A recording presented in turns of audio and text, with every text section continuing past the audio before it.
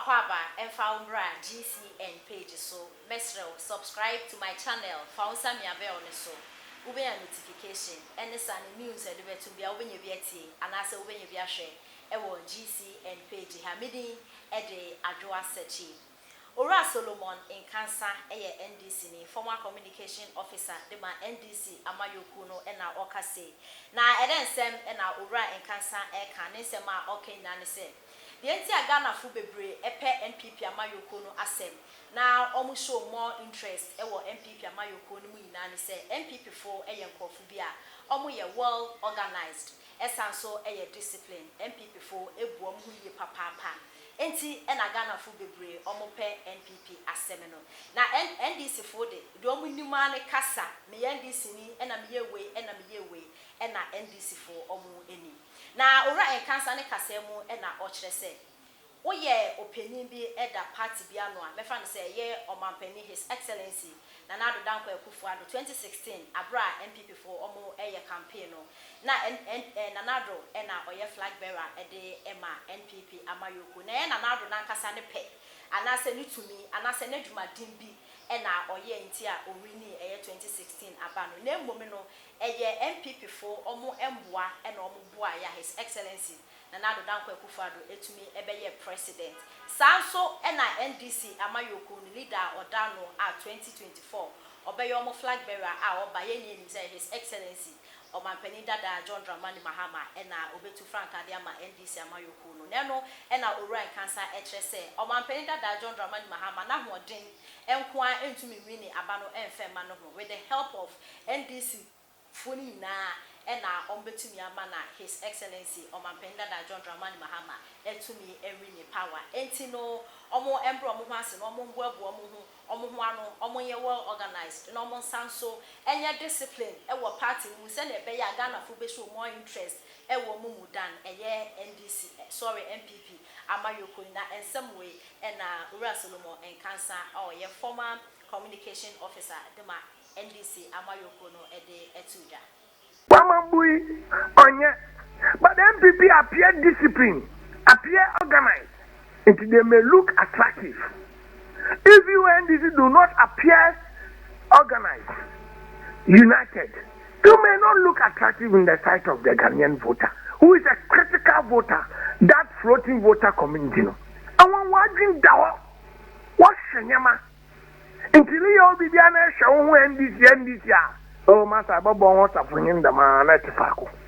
We must always act to attract the floating voter community, or look into ourselves, work hard and win. Come in the next one there. Such a year be a general registration of Ghana. NDC Odin Kunim, apart from Mawadi Etrune Jan Koji Fiancem. And the honor Baptist point a marker on there. NDC, yes, so by tre and MPP. But young GAB, I quite remember young founder. Also, don't mimic the MPP. Kwame say the matter. Hello, Mia. Me oh, aha. Maybe to ask my friend, come on. Tell me that care. Royce National Call, Cape Coast.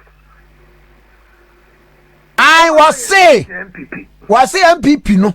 Edin na asesa. Ba omu so ba ne sesa ba no se moto aba ne wi a o asem bi obeka kire mo sa asem o ka kire man san wo So okay na man committee ni okay and you run the app and patch on na ye kwa adwene yeah run the app okay and tim pada ma NDC kitani bia today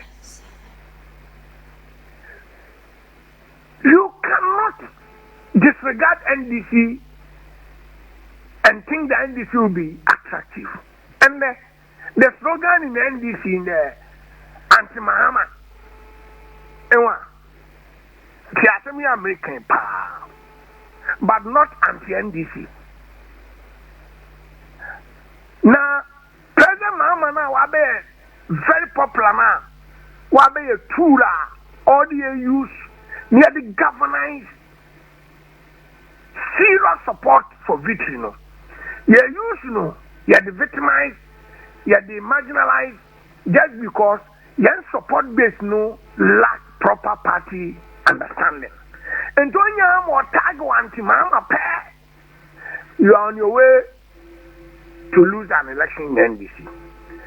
But you see, when you use the anti-mama for people and they become bitter and sit on the fence, what will be the future of the party? Bitter. Rather, let us look at what we will do to make NDC brighter. Okay. NDC finer. Now I'm a NDC party, no, because take it or leave it. I wanna why the madin as spoon. The other persons are why how mama chef, but 24 or catchable friend or chelkum yaw. I mean, say can be at me. Now one would be there's a mama temper under the Fonka game. Aye. You'll do one, you'll do a bit, but I will be animal to be. I want to be the first to say there, Auntie Mama. They will be anti NDC, but they have no gun. Okay. But I've said this thing because the platform here is so big and well listened. Into Nameka NDC for there. So you boy NDC won't buy you don't win election because NDC no be alone.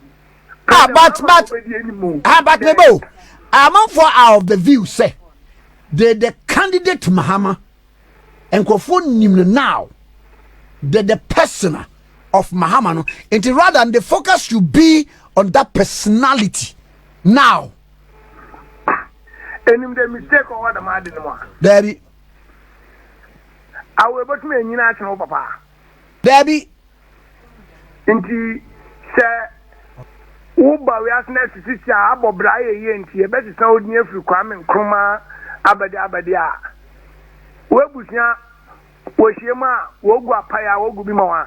Inti in your woman there, nobody dispute the fact that Mampeni Mama, why nimpa kese no fin fa no be kese NDC na a man so that is it. It is NDC now am why kese no. If you don't protect the NDC and you think and it is a selfish but say aye so can we ya obi na o man for so koye on that tangent say what's a party na ye dia and the party should focus on say obi edi me kobi oba win but you can attest to the fact say the candidate Mahama is a force to record. Marty. Men can't tell obi edi bokobia.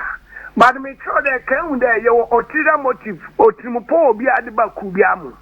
Obi baya obed obe pedi benedi. Into no whether power or opposition or didi. I'm avoiding fantastic. Go for it, is papa. Party na gina ye mo no so gina ye. Inti the group no the NDC election ye. That let me tell you, every morning I'm for struggle to speak on radio and whatever because the more they speak on radio, the more they maintain their relevance. Yet an NDC will not win. What will be the benefit to the masses? Atmasia. Me the mass me ba the chum because anima. He had about election. A bon uncle for us all. I'm na me mama. I'm na me day. You don't need to work for mama. Oh, but you should identify yourself with the candidate. No. That is where the conflict begins. And we don't need that silent conflict. Because say election. No, people not a day. Yako local elections. Yendru a flag elections. Why do we reject competence over a? At Obia ni say, Mahame Basa Kakai. Hi.